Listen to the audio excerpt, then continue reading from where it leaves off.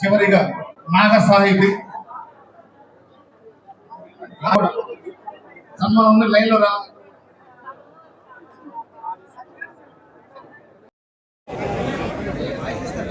నేనే మళ్ళీ వీడియోసాడు వాళ్ళే వద్దంటున్నారు.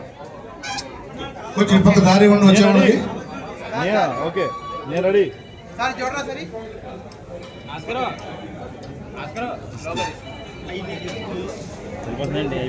రే రే ఇక్కడే ఇక్కడే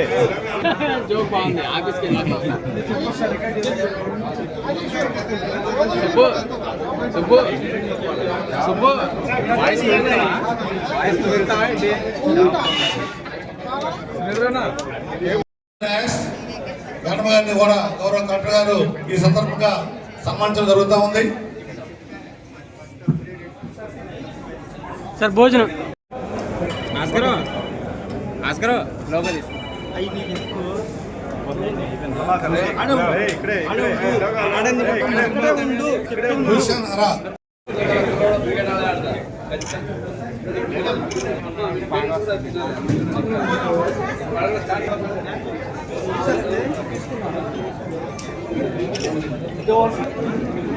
పెట్టించండి మేడం.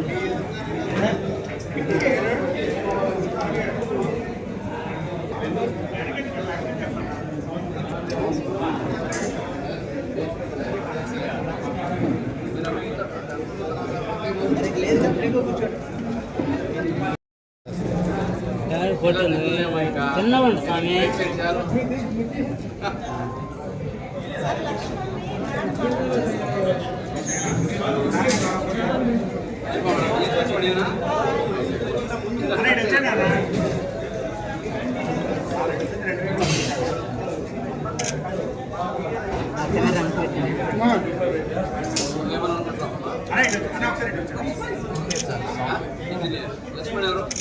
నువ్వు ఏం చేశానమ్మా?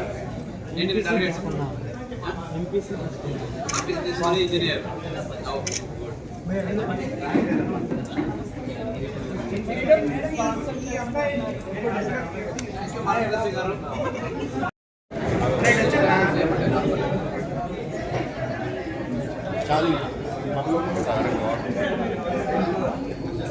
మొబైల్ ఉంటుందా?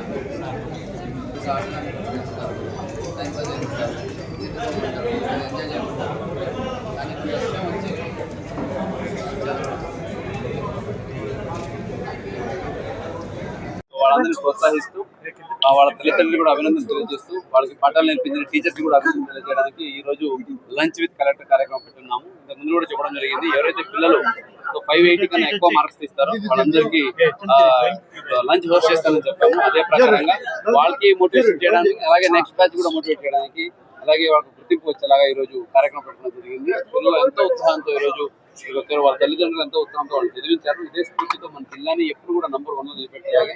అట్లాగే 10th లో వాళ్ళు మంచి కడితే ముందు హైయర్ ఎడ్యుకేషన్ వెళ్ళడానికి చాలా మంచి మంచి అవకాశాలు వస్తాయి. వాళ్ళకి ఆలోచన మారుతుంది, మంచి మంచి స్థానాలకు వెళ్ళొచ్చు, మంచి కాంపిటేటివ్ ఎగ్జామ్స్ కి వెళ్ళొచ్చు. కాబట్టి ఈ 10th లో సత్తా చెట్టిన ప్రతి ఒక్క పిల్లలకి, ప్రతి ఒక్క టీచర్స్ కి, వాళ్ళ తల్లిదండ్రులకి అభినందనలు తెలియజేసుకుంటున్నాను. ఇప్పుడు ఇదైన తర్వాత నెక్స్ట్ బ్యాచెస్ కి కూడా ఏంటంటే ఎగ్జామ్స్ ప్యాటర్న్ అయితే ఉందో దీనికి అర్థం చేసుకుని ప్రాపర్ గా ఎలా ప్రిపేర్ చేయాలని కమిషన్ గారు అలాగే మంత్రి గారు ఒక 100 days యాక్షన్ ప్లాన్ ఇచ్చున్నారు. 100 days యాక్షన్ ప్లాన్ ద్వారా మంచి ఫలితం వచ్చింది. కాబట్టి ఇదే తీరుని వచ్చే సంవత్సరం కూడా కంటిన్యూ చేస్తూ మరింత రిజల్ట్ పెంచడానికి ప్రతి ఒక్కరిని కోరుకుంటున్నాను. అలాగే ఎవరైతే చాలా పిల్లలు ఇప్పుడు హైయెస్ట్ వచ్చిన మార్గదర్శకులు ఎవరైతే పెద్ద పెద్ద బిజినెస్ మెన్స్ ఉన్నారో, ఎన్ఆర్ఐస్ ఉన్నారో, పెద్ద పెద్ద ఉన్నారో, మీరు ఒకసారి ముందుకు రండి. ఈ పిల్లలకి ఎన్నైనా చదవాలనుకుంటున్నారు, కొంతమంది ఐఏఎస్ అవ్వాలనుకుంటున్నారు, కొంతమంది ఇంజనీర్ అవ్వాలనుకుంటున్నారు, ఒకతనేమో నేను ఐఏ ఇంజనీర్ అవ్వాలంటున్నాడు, ఒకతను నేను పైలట్ అవ్వాలంటున్నాడు, ఒకతనేమో నేను సాఫ్ట్వేర్ ఇంజనీర్ అవ్వాలంటున్నాను. ఇటువంటి ఎన్నో కోరికలు వాళ్ళకు ఉన్నాయి. కానీ అది చదవాలంటే కంపల్సరీగా వాళ్ళకి ఆర్థిక స్థోమత కూడా అవసరం ఉంటుంది. కాబట్టి వాళ్ళ తల్లిదండ్రుల పరిస్థితి చూస్తే వాళ్ళు ఆర్థికంగా హెల్ప్ చేసే పరిస్థితుల్లో లేరు, కానీ చదవాలని తప్పన వాళ్ళలో ఉంది. కాబట్టి అటువంటి వాళ్ళని ఆదుకోవడానికి మార్గదర్శనం ముందుకు రావాలి. కంపల్సరీగా మీరు చేసే మార్గదర్శనం, మీరు ఇచ్చే వాళ్ళకి సపోర్టు వాళ్ళ కెరియర్ని నిలబడుతుంది. జీవితం అంతా మీరు వాళ్ళకి దేవుడిలాగా ఉంటారు. కాబట్టి దయచేసి మార్గదర్శనం ముందుకు వచ్చి ఈ పిల్లల్ని ఆదుకుంటూ వీళ్ళని మరింత మోటివేట్ చేసి మళ్ళీ నెక్స్ట్ బ్యాచ్ లో వచ్చే పిల్లలకి కూడా మీరు ఆదర్శంగా నిలవాలని కోరుకుంటూ సో ఈ విషయాన్ని ప్రతి ఒక్కరి దగ్గరికి తీసుకెళ్ళండి. మన జిల్లాలో ఏదైతే ఇప్పుడు 100%కి అంటే 80%, 60% ఫస్ట్ క్లాస్ కి 76% పిల్లలు వచ్చారు, ఫస్ట్ క్లాస్ పాస్ అయ్యారు వాళ్ళందరూ. సో అది చూసుకుంటే వెరీ హై పర్సెంటేజ్. అంటే మంచిగా చదువుతున్నారు, మన గవర్నమెంట్ స్కూల్లో మంచిగా పాఠాలు చెప్తున్నారు. ఈ ఇప్పుడు ఆ పిల్లలు మళ్ళీ హైయర్ ఎడ్యుకేషన్కి వెళ్ళాలంటే కంపల్సరీగా యూనివర్సిటీస్కి వెళ్ళాల్సి ఉంది, కోచింగ్ వెళ్ళాల్సి ఉంది.